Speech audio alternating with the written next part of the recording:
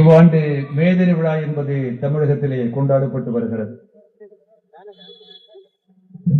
மக்கள் எல்லாம் 4ஆம் தேதியை நோக்கி காத்துக் கொண்டிருக்கிறார்கள். பல ஊடகங்கள் வாக்குப்பதிவுக்கு பிந்தைய கருத்து கணிப்பை வெளியிட்டிருக்கிறார்கள். அருமை தோழர் முத்தரசு அவர்கள் சொல்லியது போல் கடந்த ஒரு 10-15 நாட்களாக தமிழ்நாடு முழுவதும் சென்று நாங்கள் பல தொகுதிகளில் நமது அணி வேட்பாளர்களை ஆதரித்து பேசிவிட்டு இன்றைய கூட்டத்திலே நாங்கள் கலந்து கொள்கிறோம். நான் உறுதியாக சொல்லுகிறேன், மீண்டும் தமிழகத்திலே திமுக தலைமையில் ஆட்சி அமைவது உறுதி என்பதை நீங்கள் சுட்டிக்காட்ட கடமைப்பட்டிருக்கிறேன். அமையக்கூடிய அந்த சட்டமன்றத்தில் இடதுசாரி கட்சிகளின் சார்பாக 10 உறுப்பினர்கள் இடம்பெறுவார்கள் என்பதையும் நாங்கள் மகிழ்ச்சியோடு சுட்டிக்காட்ட கடமைப்பட்டிருக்கிறோம்.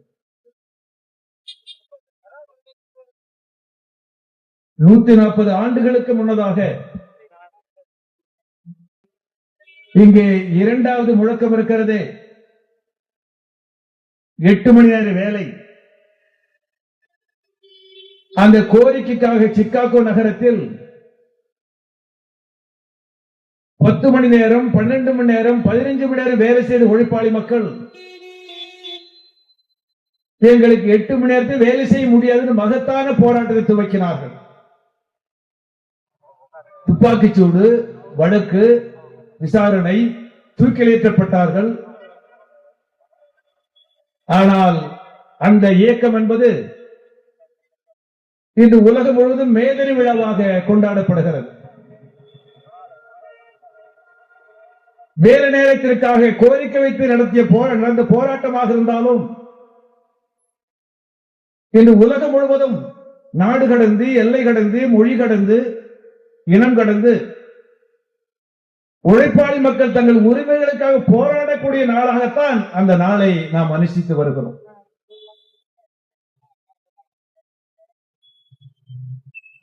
பல்வேறு அமைப்புகள், பல்வேறு விஷயங்களுக்கு செல்வதற்கு முன்னதாக அமைச்சர் முத்தரசு அவர்கள் இடதுசாரி இயக்கத்தினுடைய முக்கியத்தை பற்றி பல்வேறு கருத்துக்களை முன்வைத்திருக்கிறார். நானும் ஒரு கருத்தை இங்கு விளக்க விரும்புகிறேன். தமிழகத்திலே திமுக இடதுசாரி தேர்வு உடன்பாடு முடிந்த பிறகு பிரச்சாரத்துக்கு சென்றபோது நிருபர் என்னை பார்த்து கேட்டார், என்னங்க ரொம்ப குறைஞ்ச தொகுதி தான் நீங்க 2 கட்சிகளும் வாங்கி போட்டிடுறீங்களே, இடதுசாரிகளுக்கு எதிர்காலம் இருக்கிறதா என்ற கேள்வி எழுப்பினார். நான் அவருக்கு அமைதியாக உறுதியாக சொன்னேன்,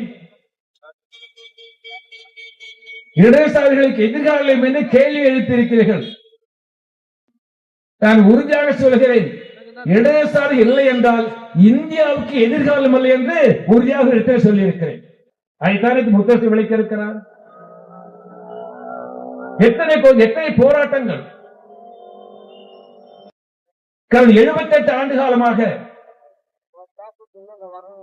நாடு முழுவதும் மக்கள் உழைப்பாளி மக்கள் அனுபவிக்கக்கூடிய அந்த உரிமைகள் ஒவ்வொன்றுக்கு பின்னால் இடதுசாரிக்கு தலைவர்கள் சிந்திய ரத்தம், உயிர் தியாகம் என்பது அந்த பிரச்சனைக்கு பின்னால் உறைந்து கிடக்கிறது.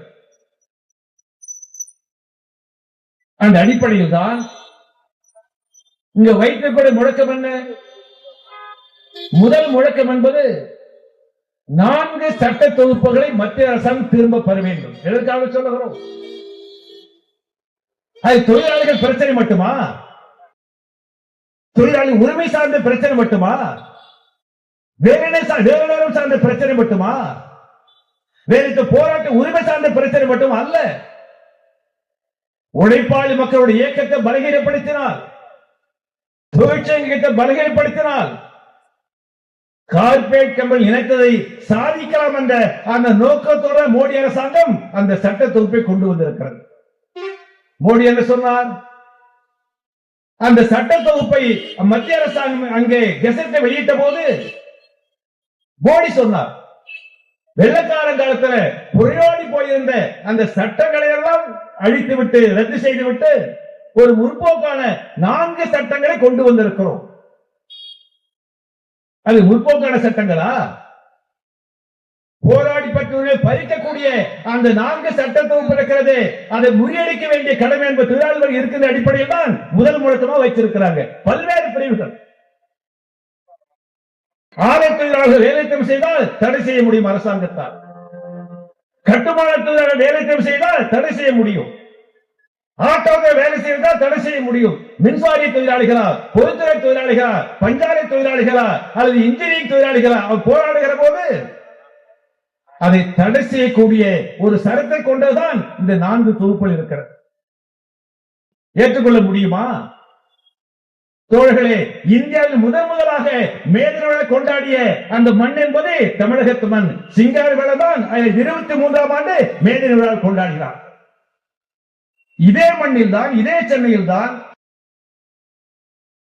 வேலைநிறுத்த உரிமையை சட்டமாக்கக்கூடிய மகத்தான போராட்டம் என்பது சென்னையில் நடைபெற விளக்க விரும்புகிறேன்.